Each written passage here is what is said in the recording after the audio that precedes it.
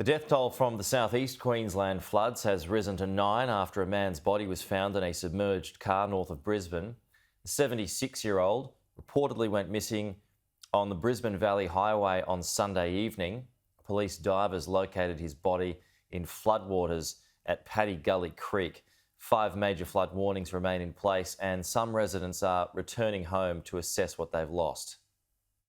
Riverside Brisbane suburbs are still underwater. Residents in Milton won't be able to get home for another few days. I had to get some more clothes because running out of clothes, using my mate's washing, and wasn't really planning on being out of my house for more than 2 days. It's looking like it could be even longer.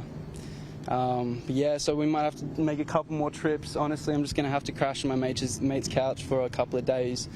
And just see what happens, just have to wait it out, there's nothing else we can do. Waiting for floodwaters to recede isn't new to Paul Coolwell.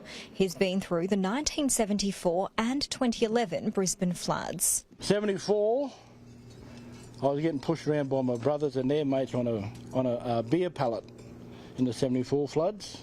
2011 we were here. And 11 years later, 2022, we're up. In suburbs further away from the river, the clean-up effort is underway. Enoggera Creek has drained away from Ashgrove. Locals are taking stock of what was lost and what can be salvaged. We've got a battery and the Powerwall battery held up because the water got probably about 200 mil below where that level was. So that was part of the resilience that we built into the house, was having the battery. Mostly what you see on the lawn here is the household goods and possessions. The house has held up pretty well after a bit of a gurney, and some really good support from neighbours that came around and helped us out. We've got 2 young kids, so it was exciting times until the clean-up. Locals swamped by floodwaters, now inundated with offers of support from neighbours, friends, even strangers, all wanting to lend a helping hand. It's scenes reminiscent of the 2011 community clean-up effort, and so Mud Army 2.0 has been launched.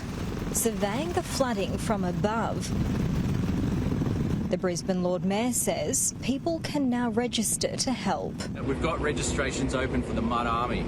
I know there's so much interest in getting involved and helping out, so you can register to help on the council website, search for Mud Army 2.0. Disappointingly, there have been reports of looting. I cannot overstate how disappointed and disgusted I am that has occurred in areas where people have had to leave their houses. The detectives will continue investigating this, and to say that we will continue investigating with earnest is an understatement. The flood watch isn't over yet for some suburbs. There is the potential for thunderstorms later in the week. They are expecting some severe thunderstorms with isolated rain scattered across the catchment areas over Thursday, Friday.